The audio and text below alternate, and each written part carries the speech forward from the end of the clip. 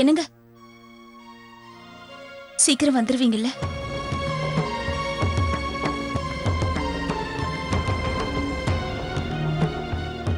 என்னால எவ்வளவு முடியுமோ உங்களுக்கும் உங்க குடும்பத்துக்கும் அந்த அளவுக்கு ஹெல்ப் பண்ணிருக்கேன். இதுக்கு மேலேயும் நீங்க என்கிட்ட வேற எதுவும் எதிர்பார்க்காதீங்க.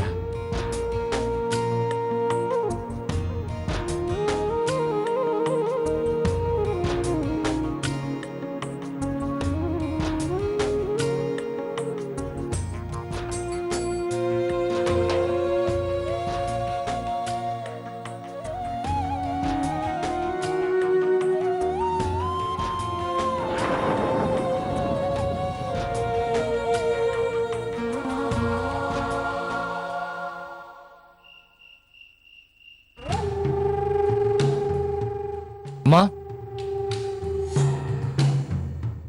அம்மா, அந்த மன்சாரம் வந்திருக்காரு. உள்ள உட்கார வச்சிருக்கேன். நான் அவனை உள்ள விடல. அவன் உங்களை பார்த்து மன்னிப்பு கேட்கணும்னு சொன்னா, அதனால தான் அவனை உள்ள விட்டேன்.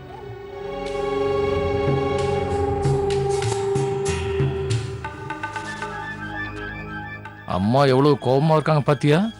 இன்னைக்கு வீட்டுல ஏதோ பிரளயமே வரப்போகுதுன்னு நினைக்கிறேன். நீ பயப்படுற மாதிரி அந்த உண்மை மட்டும் அம்மாவுக்கு தெரிஞ்சதுன்னா முதல்ல அந்த கடவுளுக்கு தான் நான் நன்றி சொல்வேன். சரி வா குட்டிம்மா, அம்மா என்ன பேசுறான்னு பார்க்கலாம்.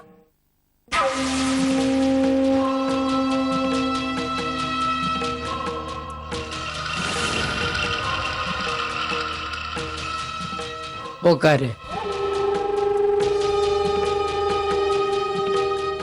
என்ன? இந்த ரத்தக்கரெல்லாம் இனிமேல் வேண்டான்னு நினைக்கிறேன். இந்த சண்டையை இதுக்கப்புறம் முடிச்சுக்கலாம்னு நினைக்கிறேன். நேரடியா சொல்ல மன்சாராம், உனக்கு என்ன வேணும் இப்ப? நான் உங்ககிட்ட தெளிவாவே சொல்லிடுறேன். அந்த 100 ஏக்கர் நிலம் இருக்குல்ல, 2 வருஷம் அந்த நிலத்துக்காக தானே நம்ம ஆளுங்க சண்டை போட்டுக்கிட்டு இருக்காங்க. அதை இன்னையோட நான் முடிவு கட்டலான்னு வந்திருக்கேன். என்ன முடிவு கட்ட போற? அந்த இடம் எங்களுக்கு தான் சொந்தம். ஓ, பேசாம போயிடு. நான் சண்டையை தீர்த்து வைக்கலாம் தான் இங்க வந்திருக்கேன். அதுக்காக நான் பலகீனமானவன் கிடையாது. நான் இப்போ உங்ககிட்ட என்ன சொல்ல வந்திருக்கேன்னா, எனக்கும் வேணாம் உங்களுக்கும் வேணாம். அந்த பிளாட்டை நாம ஆளுக்கு பாதியா பங்கு போட்டு நாம பிரிச்சுக்கலாம். அதாவது நான் வாய மூடு. என்ன திமிரு இருந்தா என்கிட்ட இப்படி பேசுவ? நான் எடுத்த முடிவை மீறி நீ என்கிட்ட முடிவு சொல்ல வந்திருக்கியா? நான் உன்கிட்ட சொல்லியிருந்தேன்ல, அந்த ராதிகாவை பார்த்துட்டு என்கிட்ட சொல்லுன்னு. ஆனா நீ பார்க்காமையே அவ இல்லைன்னு சொல்லிட்டேல்ல. எப்பவோ அந்த கடவுள் என்னை கைவிட்டதில்ல மன்சாரம். அட, இந்த ராதிகா யாரு? இப்ப நான் ராதிகாவை பத்தி மட்டும் கேட்கல மன்சாரம். நான் சொன்னதை நீயே செய்யல.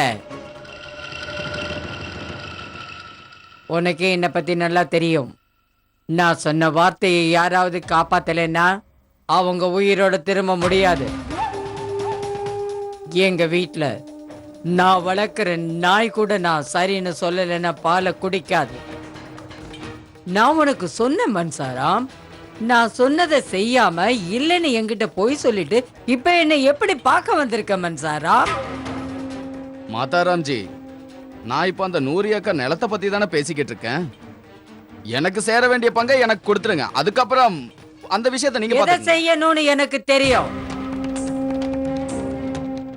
அடுத்தவங்க எனக்கு அறிவுரை சொல்லி செய்ய வேண்டிய நிலைமையில நான் இல்ல மன்சாராம்.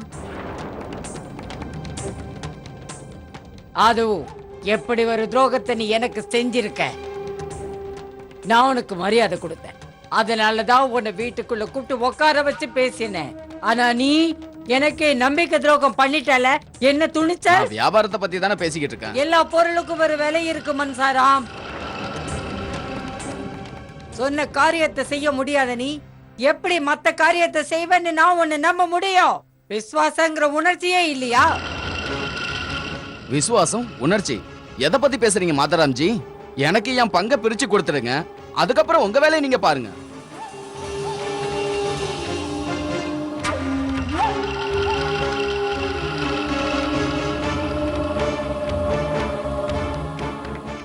புத்தகத்துல பதிவு செய்யறதுக்கு உன்னோட கையெழுத்து கண்டிப்பா தேவை மன்சாராம். உனக்கு எவ்வளவு இடம் வேணும்னாலும் கேளு, நான் தரேன். கண்டிப்பா தரேன், கண்டிப்பா தரேன். நீ கேட்டதுக்கு அதிகமாவே நான் தரேன். ஹனுமான் பிரசாதம், மன்சாராம வாழ்த்துறதுக்கு பூஜை பண்ண மாலையை கொண்டு வா ஹனுமான்.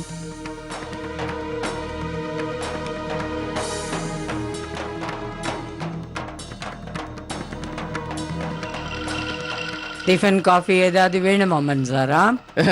இல்ல இல்ல இல்ல இல்ல, எனக்கு அதெல்லாம் ஒண்ணு வேண்டாம்.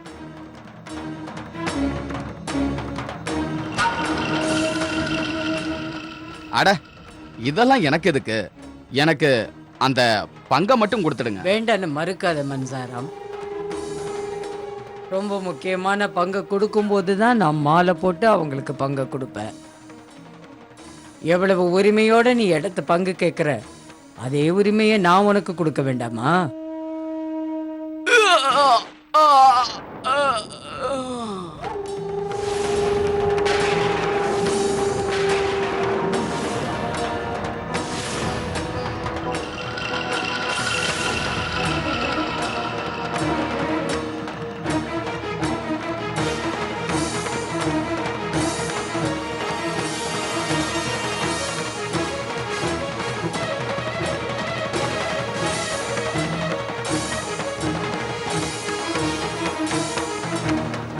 எந்த மனுஷன் அளவுக்கு அதிகமா இடம் வேணும்னு விரும்புறானோ அவனுக்கு நம்ம கிட்ட இடம் இல்லை. மரியாதையை இவன் உடலை தூக்கி வெளியில கொண்டு போய் போட.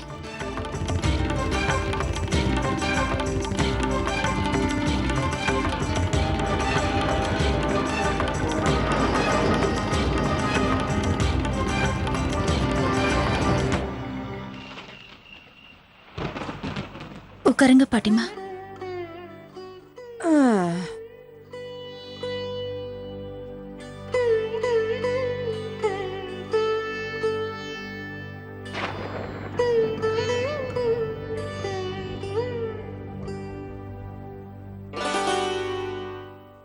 கொஞ்ச நேரம் படுத்து தூங்குங்க.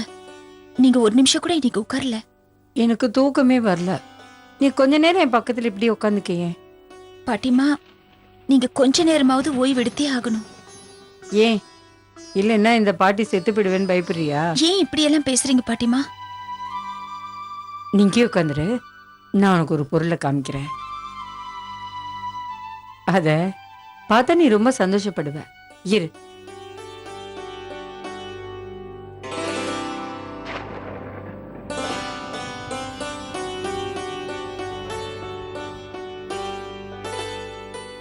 அந்த திருட்டு பைய சுஷிலும் அர்ஜுனும் இங்க இருந்த எல்லாத்தையும் எடுத்துட்டு போயிட்டானுங்க. ஆனா அந்த கண்ணனோட கருணையால அந்த திருடனுங்க கண்ணுல இது படல. இதுல எனக்கு ரொம்ப பிடிச்ச ஒண்ணு இருக்கு. இந்த பாரு.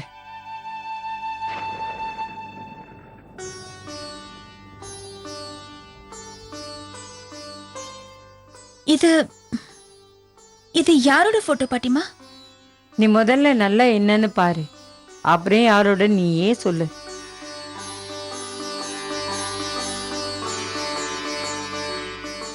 நீங்களே சொல்லுங்க பாட்டிமா, யாரோட போட்டோ இதெல்லாம்? சொல்லட்டுமா? சொல்லுங்க. இது நம்ம தேவாவோட சின்ன வயசு போட்டோ.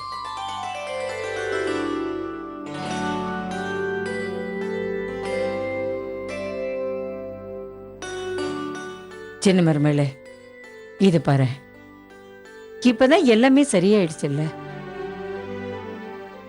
நம்ம குடும்பத்துக்கு மகா பண்டிதர் பதவி கிடைச்சிருச்சு. நம்ம தேவா மறுபடியும் நமக்கு திரும்ப கிடைச்சிட்டான். இப்ப எனக்கு சாகிறதுக்கு முன்னால ஒரே ஒரு ஆசைதான். அதை உன்னால் தான் நிறைவேற்ற முடியும்.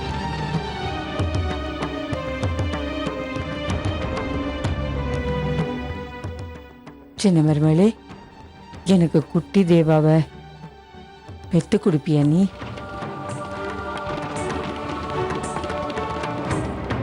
வெக்கமா இருக்கா? பாட்டிமா நீங்க முதல்ல தூங்குங்க. சரிம்மா, சரி, நான் தூங்குறேன்.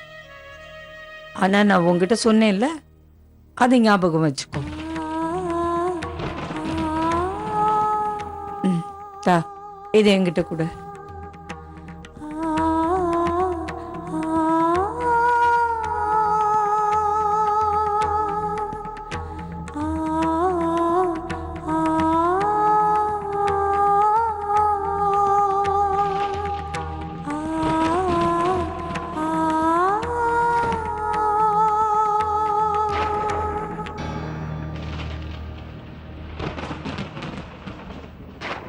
அம்மா நீங்க இன்னுமா தூங்கல? இல்லம்மா, நான் அம்மாவை பார்த்துட்டு.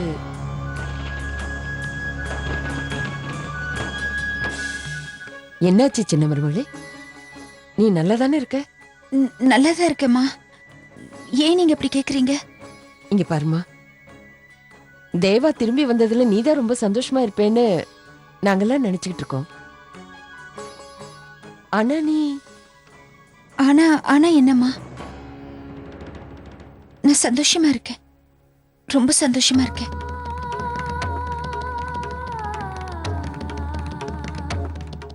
உன் முகத்தை பார்த்தா அப்படி ஒண்ணும் தெரியல. சொல்லு சின்ன மருமகளே, என்ன ஆச்சு உனக்கு? அது சரி, தேவா எங்க போயிருக்கா? அது அம்மா, அவர் ஒரு முக்கியமான வேலையா போயிருக்காரு. உண்மையை தானே சொல்ற? ஆமாம்மா. அம்மா, நாம அவரோட நிலைமையும் கொஞ்சம் புரிஞ்சுக்கணும். 5 வருஷத்துக்கு அப்புறம் அவர் திரும்ப வந்திருக்காரு. அவரோட ஞாபகங்களும் திரும்ப வந்திருக்கு. இந்த 5 வருஷமா அவர் வேற ஒரு உலகத்துல வாழ்ந்திருக்காரு. அப்படி இருக்கும்போது எல்லாத்தையும் உடனே விட்டுட்டு அவரால் எப்படிம்மா இங்க வந்திருக்க முடியும்? அவர் வெளியில வரத்துக்கு கொஞ்சம் அவகாசம் கொடுக்கணும் இல்லையா? எல்லாமே பழைய மாதிரி சகஜ நிலைமைக்கு வர கொஞ்சம் நேரம் எடுக்கும் இல்லையா? எனக்கு ஒண்ணும் தெரியல. நீ சரியாதான் சொல்லுவ.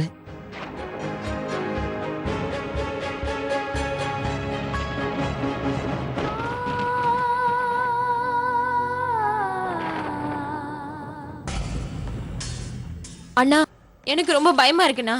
அந்த அனுமான் அம்மா கிட்ட சொல்லிட்டு இருந்ததை நான் கேட்டுட்டு இருந்தேன். அபய் அந்த மகா பண்டிதர் விழாவில் மகா பண்டிதரா மட்டும் உட்காரல, அங்க அவரு ராதிகாவுக்கு கணவராவும் உட்கார்ந்துட்டு இருந்தாராம். எனக்கு என்னமோ ஒண்ணுமே புரியலண்ணா. என்ன சொல்ற குட்டிமா? நான் சரியாதான் சொல்றேன்னா. அண்ணா, நான் என்னமோ அபய்க்கு நினைவு திரும்பிடுச்சுன்னு நினைக்கிறேன். அண்ணா, அபய் ஒருவேளை அம்மா கிட்ட எல்லா உண்மையும் சொல்லிட்டாருன்னா? அப்போ என் கனவு கண்டிப்பா நிறைவேறணும் குட்டிமா. அம்மா அந்த ஊர் பேர் தெரியாதவனை மாலை போட்டு அனுப்பி வைப்பாங்க. நானே அவனை தோல்ல தூக்கிட்டு போய் அவனை சுடுகாட்டில் புதைச்சிட்டு வருவேன்.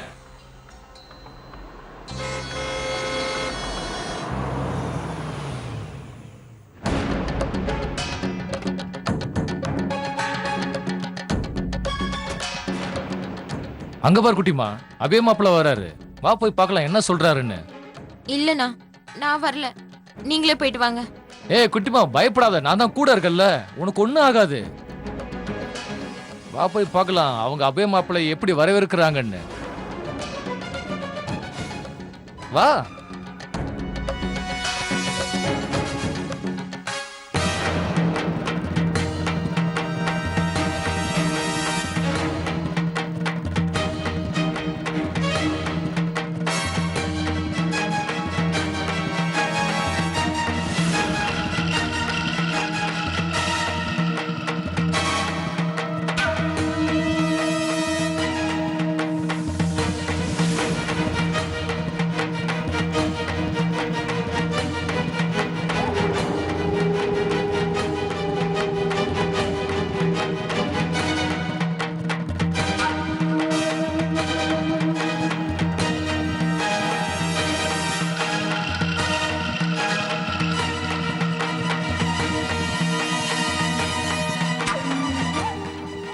மாதாராஞ்சி,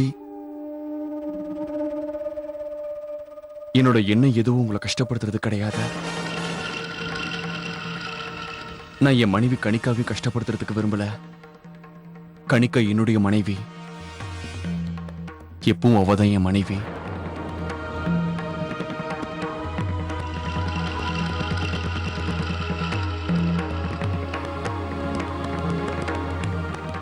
எப்பெல்லாம் எனக்கு சாதகமா நடக்கும்னு நினைச்சனோ அப்பெல்லாம் அவனுக்கு சாதகமாக நடக்குது. அம்மா, இன்னும் என்ன பார்த்துட்டு இருக்கீங்க? இதுக்கு மேலேயும் ஏதாவது கதை சொல்லி அவங்ககிட்ட நடிக்கிறதுக்குள்ள அவனுக்கு ஒரு முடிவை கட்டுங்க. அவன் கழுத்துல முதல்ல மாலை போடுங்க. அவனை ஒரே அடியா அந்த உலகத்தை விட்டு அனுப்பி வச்சிருங்க. எனக்கு நல்லா தெரியும் மாத்தாரம்ஜி, நான் ஒரு பெரிய தப்பு பண்ணிட்டேனே. ஆனா அதுக்காக நான் உங்ககிட்ட இப்ப மன்னிப்பு கேட்டுக்கிறேன். நீங்க இதுக்கு முன்னாடியே எந்த ஒரு சந்தர்ப்பத்திலையும் ராதிகாவை பார்க்கவே கூடாதுன்னு சொல்லியிருக்கீங்க. ஆனா அதுக்கப்புறமும் நான் அவளுக்கு உதவி செய்யறதுக்காக போயிட்டேன். ஆனா எதுக்காக இதெல்லாம் பண்ணுனேன்னு தெரியல. ஆனா என்ன இருந்து அவளுக்கும் அவ குடும்பத்துக்கு உதவி பண்ண போயிட்டேன்.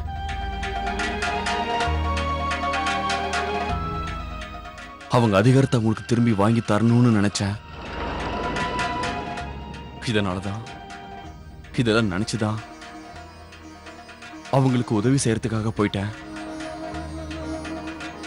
எப்படி போனேன், ஏன் போனேன், எதுவுமே எனக்கு தெரியாதா? இதுக்காக நீங்க எனக்கு என்ன தண்டனை கொடுத்தாலும் அதை நான் ஏத்துக்கிறேன்.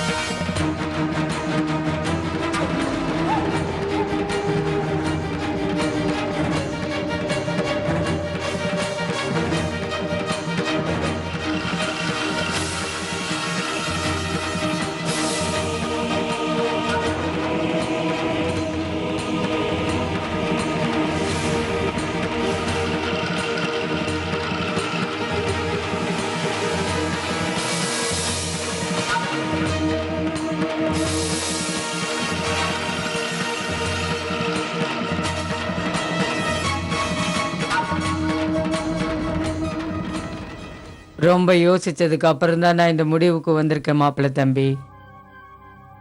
இப்போ நீங்க செஞ்சுட்டு வந்தது உண்மையிலேயே ரொம்ப நல்ல காரியம்தான். இந்த விஷயத்தை நீங்க எனக்கு முன்னாடியே சொல்லியிருந்தீங்கன்னா மகா பண்டிதர் பதவியை காப்பாத்துறதுக்கு தான் அந்த ராதிகா உங்களை புருஷனா அடைய நாடகம் ஆடினான்னு தெரிஞ்சிருந்தா நான் நிச்சயமா உங்களை அவளை பார்க்க போக வேண்டாம்னு சொல்லியிருக்க மாட்டேன். ஆனா இப்ப நீங்க தர்மத்தை காப்பாத்திட்டு வந்திருக்கீங்க மாப்பிள்ளை தம்பி. தவறான ஆட்கள் கையில அதிகாரம் போகாம நீங்க காப்பாத்திட்டீங்க. அந்த மகா பண்டிதர் பதவி அடைகிறதுக்கு தயாரா இருந்தவன் நல்லவன் இல்லைன்னு கேள்விப்பட்டேன். ரொம்ப கெட்டவனா சுயநலவாதின்னு சொன்னாங்க. ராதிகாவுக்கும் அவங்க குடும்பத்துக்கும் உதவி செய்யறதுக்கு நீங்க ரொம்ப நல்ல காரியத்தை பண்ணிட்டு வந்திருக்கீங்க மாப்பிள்ளை தம்பி. உண்மையிலேயே உங்க அம்மா உங்களை பெறறதுக்கு ரொம்ப கொடுத்து வச்சிருக்காங்க. ஏன் அப்படியே நிக்கிறீங்க? உட்காருங்க.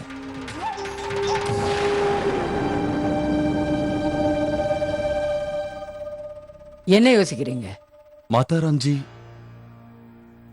நான் அன்னைக்கு அப்படி ஒரு முடிவு பண்ணி தப்பு பண்ணிட்டேன்னு எனக்கு இப்ப புரியுது. அவங்க இப்ப என்கிட்ட இருந்து என்ன எதிர்பார்க்கறாங்கன்னா, நான் மகா பண்டிதர் பதவியை ஏத்துக்கிட்டு எல்லா வேலையும் செய்யணும்னு.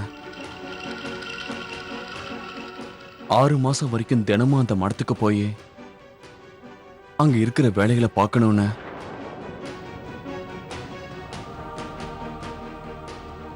அந்த மாதிரி செய்யறது என்னால முடியாத ஒரு விஷயம். ஏன் முடியாதுன்னு சொல்றீங்க மாப்பிள்ளை தம்பி? எப்ப நீங்க அங்க தர்மத்தை காப்பாற்ற வேண்டிய பொறுப்புல உக்காந்துருக்கீங்களோ அப்ப எல்லா பொறுப்பையும் நிறைவேற்ற வேண்டியது இப்ப நீங்க எந்த பிரச்சனையும் இல்லாம அந்த இடத்துக்கு போகலாம், அவங்களுக்கு உதவியும் செய்யலாம். யாரும் இதை தடுக்க மாட்டாங்க. எனக்கு அதுல சம்மதம் இல்லம்மா. ஆமாம்மா, நான் உயிரோட இருக்கிறப்போவே என் புருஷன் வேற ஒரு பொண்ணுக்கு புருஷனா இருக்கிறத போய் நான் எப்படி பொறுத்துட்டு இருப்பேன்னு நீங்க நினைக்கிறீங்க?